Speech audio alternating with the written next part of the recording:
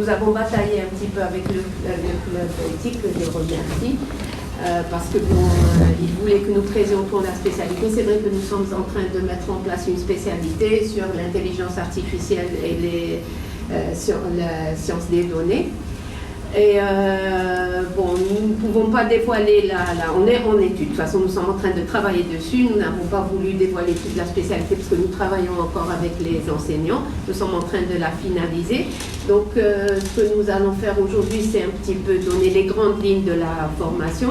Et on leur avait dit, on s'est dit qu'avec les entreprises qui sont là, avec les étudiants et avec les collègues exactement, on pouvait peut-être essayer de voir comment mettre en place ou quels seraient les besoins qu'on devrait prendre en charge pour cette spécialité. D'accord. Donc on a essayé de prendre en charge 4 catégories, donc ou 3 catégories, non 4 catégories. Donc on les a divisées en 4 catégories. Nous avons d'abord l'infrastructure, puis après on a pris en charge l'aspect data science, puis après l'aspect intelligence artificielle, bien que les sciences des données aient dans l'intelligence artificielle, mais l'autre partie c'était plutôt la résolution de problèmes, le raisonnement. Et puis après nous avons tout ce qui est application. Donc tout ce qui est infrastructure, nous allions aller vers tout ce qui existe déjà, où il y a des modules qu'on a mis en place pour la spécialité. Donc ça serait tout ce qui est informatique répartie, HPC, base de données qui soit avancée, distribuée également. L'aspect Big Data, ça c'est pour la catégorie infrastructure. Pour la catégorie Data Science, donc il fallait bien sûr mettre en place, on a tout ce qui est théorique déjà et tout le bagage qui nous vient des premières années, tout ce qui est mathématiques, algèbre, analyse, statistique, puis après l'analyse de données, l'apprentissage automatique, fouille de données, il y a des tâches qui sont dans les deux, et puis aussi l'aspect visualisation. C'est vrai que vous n'allez pas trouver l'aspect communication qu'on n'a pas mis en place, donc ça aussi c'est quelque chose d'important. Et puis on a l'aspect intelligence artificielle dans la résolution des problèmes, la représentation des connaissances, le raisonnement, l'optimisation combinatoire. Donc là on va s'intéresser aux problèmes en général un peu difficiles et la manière de les résoudre. Et puis après, nous avons la catégorie que j'avais appelée application, et M. Chalal lui a donné le nom de système intelligent, où on va un petit peu s'attaquer à différentes problématiques. Donc on a le traitement du langage naturel et bien sûr l'analyse des sentiments. J'apprends M. Aviles qui va avec le traitement des langages naturels. On a l'image numérique, la réalité virtuelle, tout ce qui est Internet du futur, l'industrie 4.0. Toutes ces, alors la formation, comment on la voit, elle va être sur la 4e année, donc et la 5e année. Donc nous avons trois années de tronc commun. Et puis après, on arrive à une spécialité en 4e année. Et puis on s'est dit qu'on pourrait avoir également pour tout ce qui est application, sur tout ce qui est Internet du futur, l'industrie 4.0, avoir des séminaires qu'on pourrait faire avec des experts qui sont sur le terrain, des entreprises qui peuvent nous aider à donner le plus qu'on pourrait donner aux étudiants, pas simplement l'aspect théorique ou académique, on peut s'en charger, mais l'autre aspect pratique sur des problématiques d'actualité. Donc on a besoin bien sûr de spécialistes. Voilà. C'est un petit peu les 4 grandes catégories que nous avons mis en place. Cette spécialité, elle sera comme, je ne sais pas si vous connaissez nos spécialités, où il y a d'anciens de l'école également. Donc on aurait le même processus, on espère avoir beaucoup de TP dessus, et puis un projet. En 4e année, il y a le projet de spécialité, et on essaierait de faire on essaye de prendre contact. J'ai pris personnellement contact avec des entreprises dont je tairai le nom aujourd'hui, pour nous aider justement à avoir des projets qui soient pratiques, plus que en théorie, parce que si c'est nous qui les mettons en place, ça va encore être académique plus qu'autre chose. Mais cette relation est un petit peu difficile parfois donc, à mettre en place. Voilà, j'espère que j'ai tout dit. S'il y a des questions, j'ai répondu. Voilà, merci beaucoup, Madame Benatwa. Donc la première question aux enseignants, c'est cela fait plusieurs années que vous travaillez sur cette spécialité. Alors pourquoi l'avoir fait pourquoi l'avoir lancé maintenant? Je peux peut-être répondre. Alors, ça ne fait pas, alors pour être précis, ça ne fait pas plusieurs années que nous travaillons sur la spécialité. Comme je l'avais dit au départ, l'intelligence artificielle n'est pas une utopie. On a toujours enseigné de l'intelligence artificielle à l'école ou des parties de l'intelligence artificielle à l'école. Ce que nous voulons faire maintenant, c'est de formaliser une spécialité pour répondre à des métiers émergents, comme le disait Madame de la GRH de Yassir. C'est que nous avons des métiers émergents comme les data scientists, comme des concepteurs de systèmes intelligents. Et pour cela, nous croyons que les ingénieurs que nous formons aujourd'hui sont capables d'aborder ces nouveaux métiers. Il n'y a aucun souci. Mais dans un souci de les préparer un peu plus, donc on veut formaliser cette spécialité pour répondre à ces métiers émergents. Voilà, merci, je pense que cela répond à la question. Donc la deuxième question, c'est comment s'est fait le processus de sélection des modules? Qu'y a-t-il comme travail pour assurer le bon lancement et fonctionnement de cette nouvelle spécialité? Alors, pour ce qui est des choix, on n'a pas démarré de module, mais plutôt de concept. Donc, on a fait un benchmarking. Tous nos programmes, enfin, qu'on avait mis en place, on s'était basé sur les curricula ACM I3E. Donc, pour essayer de voir les objectifs, qui proposent un guideline pour la formation de curricula pour les universités. Et puis on avait un petit peu ce qui se passait à l'étranger, donc on a fait un benchmarking, surtout sur les universités anglo-saxonnes.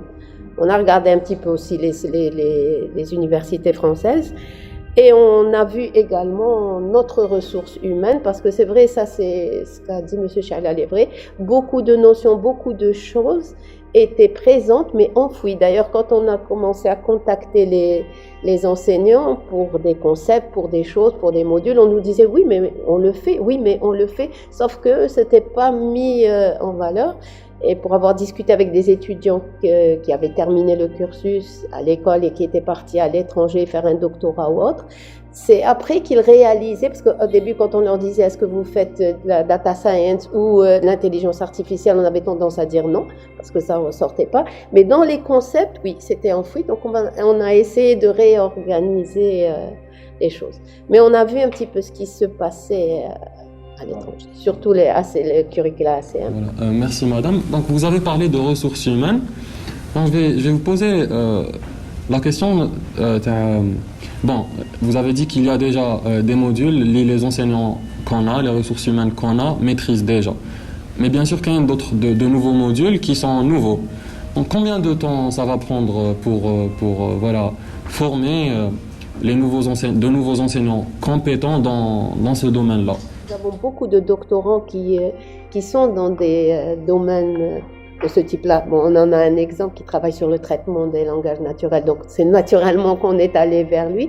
Mais nous avons des doctorants qui travaillent sur des thématiques d'actualité dans cette spécialité, que ce soit dans les sciences de données ou, quand je parle d'intelligence, c'est les deux, mais dans la résolution de problèmes complexes. Donc nous avons des doctorants qui sont en train d'être formés.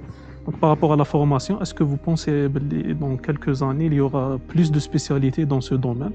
Donc, étant la data science, l'intelligence artificielle est un domaine nouveau au Zaïre. Donc, il y a une tendance qui fait qu'on cherche toujours des profils généralisés qui maîtrisent tous les aspects de la donnée, big data, analyse de données, data science, etc. De bout en bout, on a des gens qui maîtrisent tout de bout en bout. Mais dans quelques années, quand l'intelligence artificielle, machine learning et tous les aspects de la donnée deviendront une partie intégrante des entreprises, il y aura des profils plus spécialisés. C'est le cas déjà chez nous. Donc on a les spécialités autour de la data. Tout ce qui est big data, c'est une spécialité. Tout ce qui est data science, c'est une spécialité. Data analyst, business intelligence, etc. Data miner aussi, il y a ce profil aussi. Est-ce que vous projetez à l'avenir d'avoir plus de spécialités ou une formation supplémentaire pour se spécialiser dans un domaine ou un autre? Moi, je pense que À l'heure actuelle, le choix qui est fait par les instances de l'école, c'est de rester sur la formation d'ingénieur généraliste qui répond plus aux besoins majoritaires du marché de l'emploi en Algérie. Parce que pour un entrepreneur, à la place de l'entrepreneur, il n'y a pas pire que d'investir sur un ingénieur qui coûte cher déjà à l'entreprise. Et le jour où vous lui dites j'ai besoin d'établir, je sais pas, une architecture pour le réseau de l'entreprise, ils vous disent ah non, c'est pas moi, il faut aller recruter un autre ingénieur spécialisé en réseau. Ou alors vous lui dites j'ai besoin de développer une base de données, concevoir une base de données, et vous disent non, c'est pas moi, il faut voilà, investir sur un autre ingénieur spécialisé en base de données. Donc nous ne sommes pas dans cette optique de spécialisation. D'ailleurs, même les spécialités actuelles, les trois spécialités, donc génie logiciel, système d'information, système informatique et la quatrième, système intelligent et données, c'est plutôt une coloration qu'on donne à cet ingénieur généraliste pour pouvoir, je dirais, aborder un métier spécifique d'une façon plus à l'aise. Mais voilà, donc je pense que pour les prochaines années, à moins que ça change fondamentalement le marché de l'emploi en Algérie, à l'heure actuelle, c'est le choix qui est fait par l'école et c'est un produit qui marche très bien. D'ailleurs, je dirais que l'école et même malheureusement les entreprises algériennes sont un peu victimes de ce succès parce que même à l'international, c'est un produit qui marche très bien. C'est des gens qui ont surtout la capacité d'adaptation, la capacité de, je dirais, d'apprentissage apprentissage automatique, personnel, monter en compétences très rapidement sur des choses nouvelles qu'on n'a jamais abordées à l'école, c'est vraiment des compétences très recherchées aujourd'hui.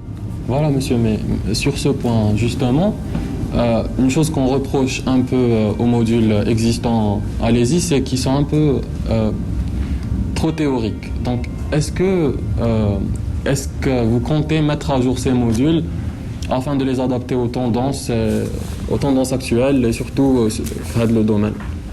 Le produit ESI plaît, je parle de produit ESI parce que c'est bon, mais plaît parce qu'il y a cette partie théorique qui, à notre sens, n'est pas aussi développée que ça. On aimerait bien que la partie théorique soit plus développée que ça. Mais je suis d'accord sur une chose, c'est qu'on a toute la partie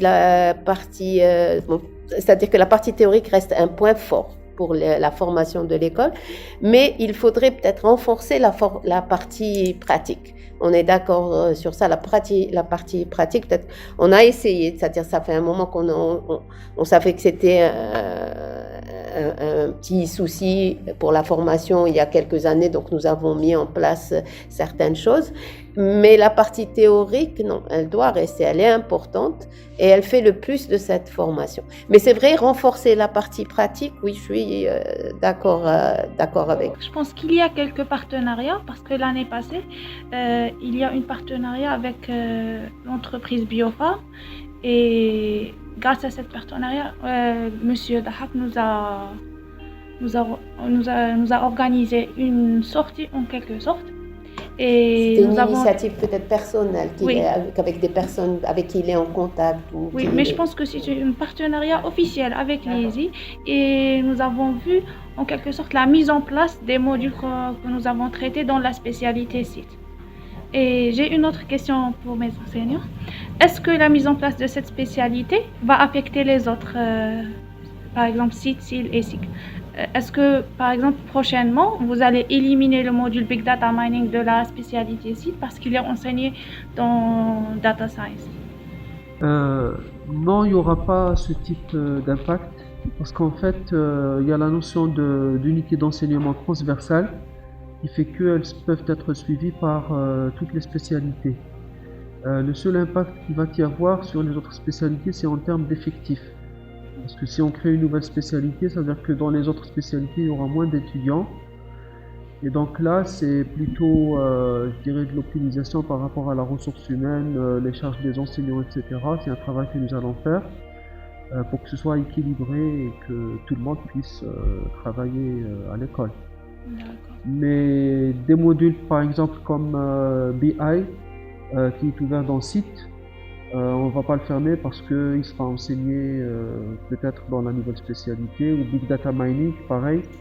Donc l'idée c'est que il y a des modules, peut-être il y aura plus, ça veut dire qu'il y aura les nouveaux modules que nous allons créer dans cette spécialité qui vont être ouverts aux autres spécialités. Voilà, donc c'est plutôt un... Alors, peut-être les modules enseignés dans la spécialité X seront plus spécialisés. Par exemple, SIC, on a eu le module optimisation. Peut-être, dans la spécialité, la nouvelle spécialité SID, ce module sera un peu plus spécialisé pour les cas d'études, data, tout ce qui est data science. Peut-être qu'il faut juste ajuster ou faire du fine-tuning pour les modules dans chaque spécialité. On ne les enseigne pas le même module pour SIC qu'il fait avec SID, par exemple. Il se trouve que empiriquement, les profils les plus fréquents qu'on a pris, c'est des électroniciens et des physiciens. J'ignore pourquoi.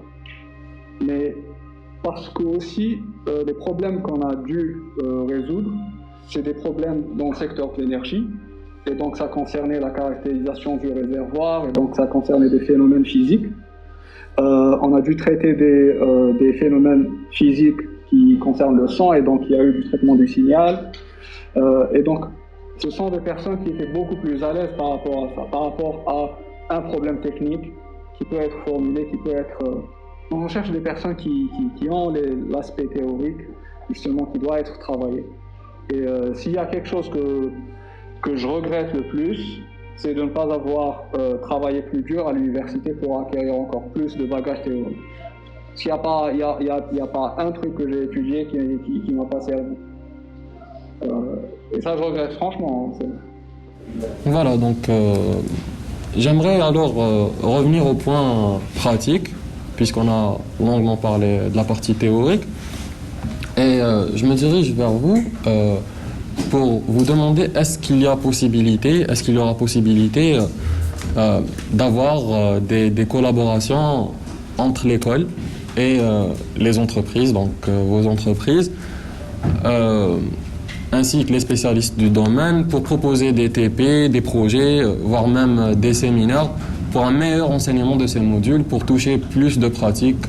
D'après ce que j'ai vu sur la présentation de cette spécialité, je pense qu'actuellement, nous, je rappelle qu'on est une entreprise qui existe depuis 2 ans et demi, de août 2018, donc on n'a pas une grande expérience dans le domaine.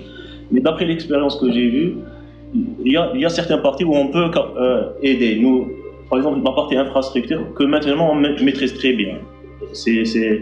On peut donner accès à des bases de données importantes, peut-être de la data warehouse, pour que les gens aient des cas concrets pour travailler sur une quantité énorme de données. Donc nous actuellement on travaille sur Google Cloud ou avec des bases de données, sur CockroachDB ou des technologies qui sont assez nouvelles peut-être ou compliquées, je crois. Ça, c'est une partie où on peut aider. On a la possibilité d'aider. Deuxième partie, c'est la donnée. On peut ouvrir une partie de notre donnée parce qu'on collecte beaucoup de données. Ce qu'on fait, nous, c'est on crée des spiders pour collecter des données dans le monde, dans plein de sites. Donc, on a beaucoup de données dans un domaine précis. Et on serait capable, peut-être pour les gens qui font de l'intelligence artificielle sur certains sujets, d'ouvrir une partie de notre donnée pour qu'ils puissent avoir la donnée à disposition pour développer leur modèle. Ça peut être dans le domaine de l'image, c'est des domaines assez précis, c'est des produits et tout, donc ça peut être intéressant pour certains cas. Ça, c'est des parties où on peut collaborer avec l'université. Là où on ne peut pas, c'est l'intelligence artificielle, parce que nous-mêmes, on n'est pas mature sur ce sujet-là. On ne peut pas acquérir, c'est ce que disait madame de chez ISR. On a eu la même chose, nous. Je reçois des temps de demande de stage, mais dans l'intelligence artificielle. Mais je refuse tout le temps parce que je ne peux pas accueillir quelqu'un et pas lui offrir l'encadrement nécessaire pour qu'il se développe. Et je n'ai pas la possibilité, parce que maintenant, la partie d'intelligence artificielle, elle est assez réduite dans l'entreprise, elle est en train d'être développée. Et quand on a commencé, comme nous on fait du travail pour des marchés à l'international, on ne nous a pas fait confiance sur ces parties-là. C'est un peu compliqué de faire confiance avec la donnée directement. On a commencé par la collecte, après on a commencé par comment on va traiter cette donnée, comment on va la nettoyer, la processer, créer des calculs de computing. Mais quand on est arrivé à la création de modèles pour faire de l'intelligence artificielle, on n'a actuellement que 2 projets. Donc les 2 projets, on ne peut pas inclure beaucoup de personnes dans cette partie-là.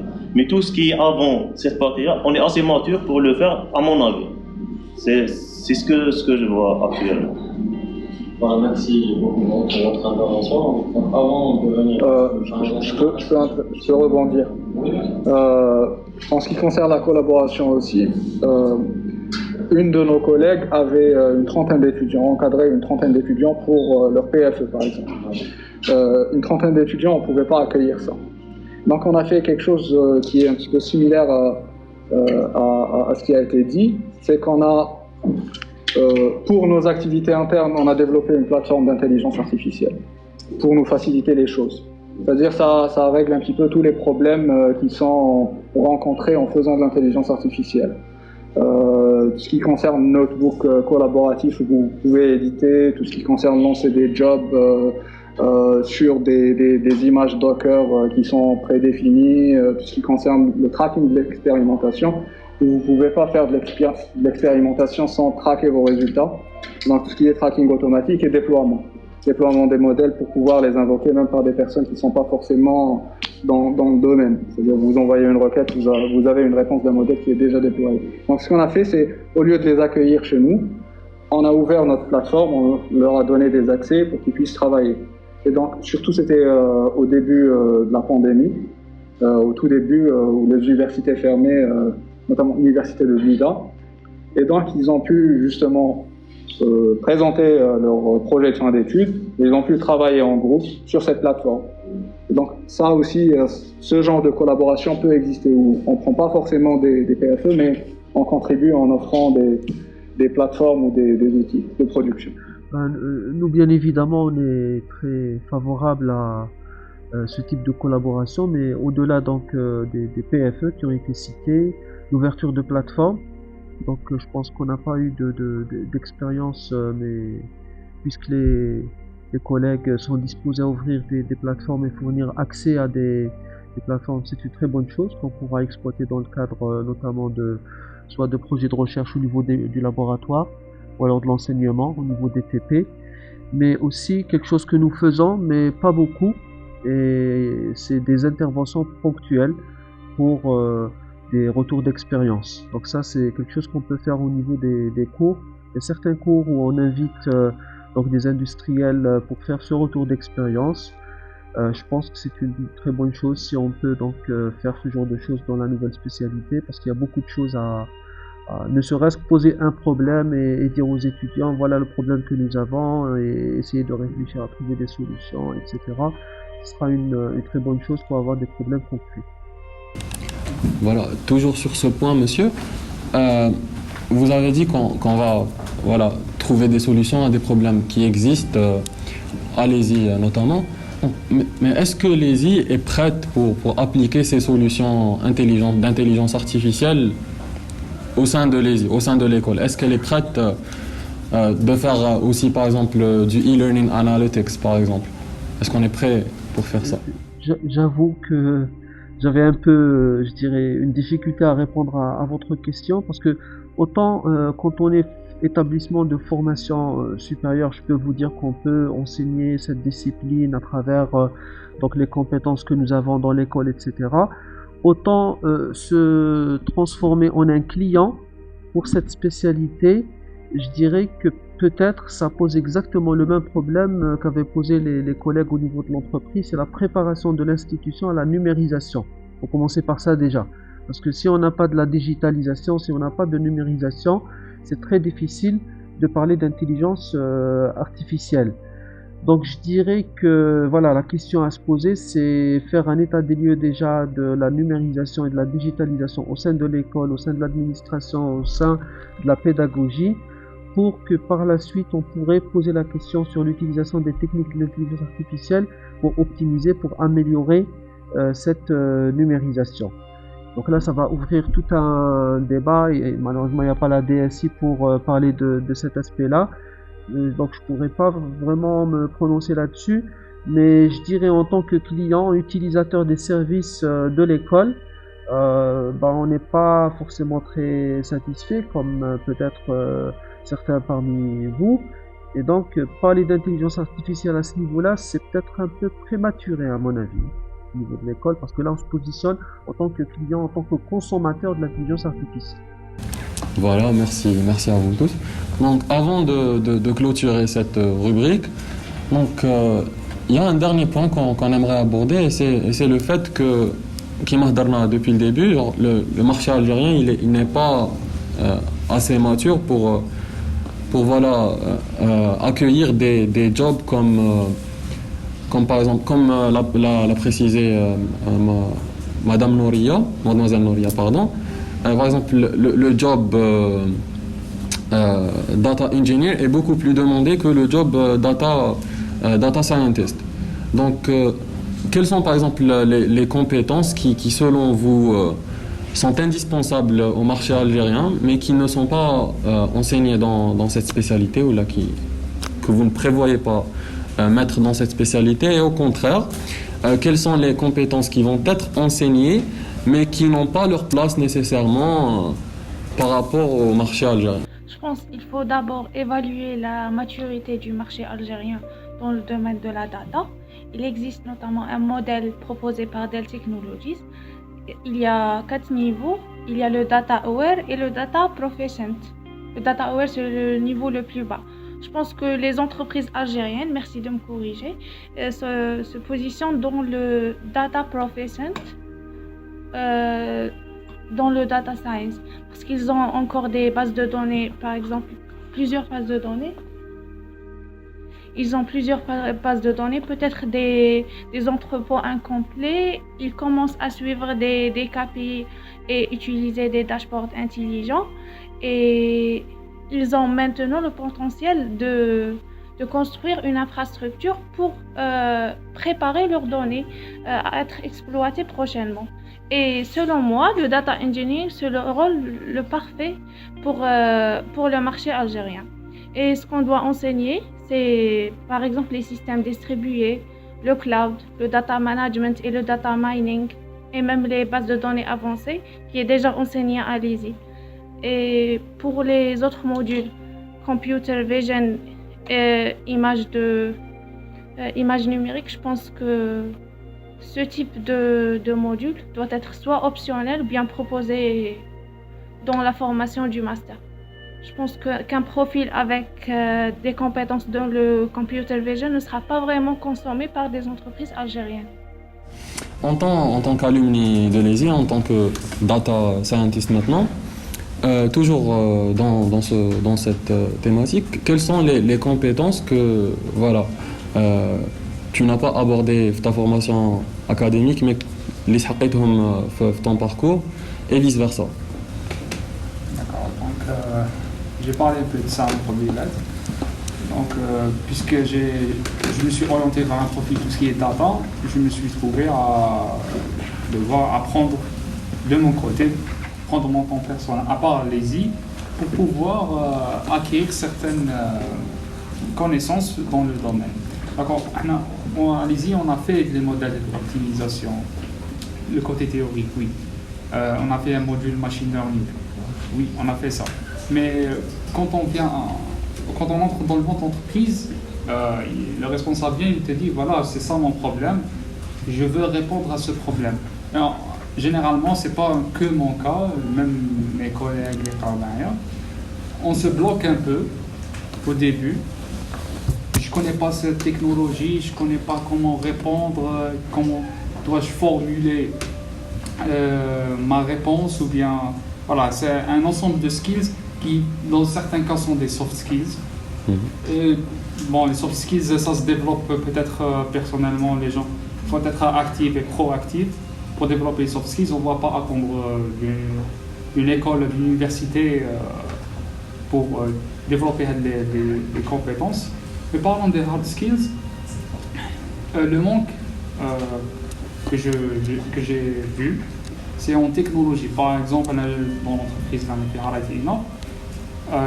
j'ai pas su, dans un premier temps, savoir manipuler les technologies telles que Logstash, Elasticsearch, etc. C'est des technologies de collecte de données. C'est la base pour la data engineering, par exemple.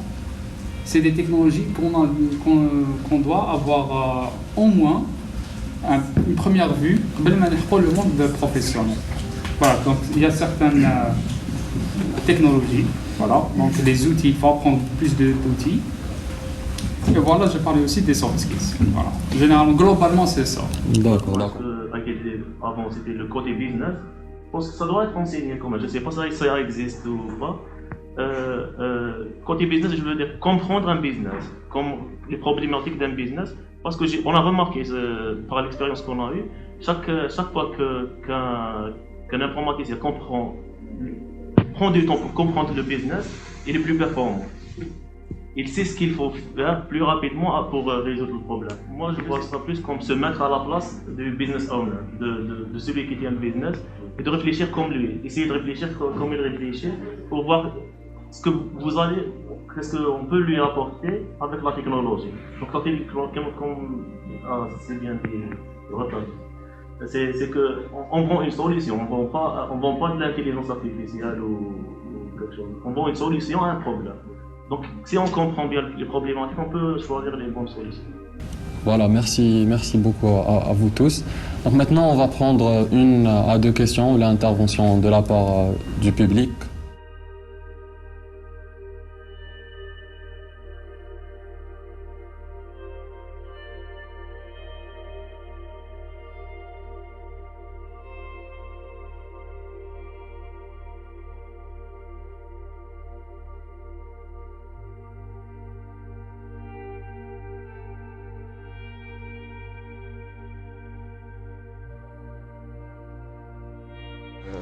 Dans la formation, normalement, l'intelligence artificielle, c'est des maths appliquées. Donc, dans la formation, il y a les classes préparatoires. Dans les classes préparatoires, en général, il y a l'algèbre, les statistiques, le logique mathématique, par exemple, pour la représentation de connaissances. En 3e année, théorie de langage comme prérequis pour un module. Donc, c'est comme si c'était une formation gradée comme ça. Donc, on commence par les bases mathématiques. Ensuite, on passe vers l'application de ces concepts, donc dans l'intelligence artificielle.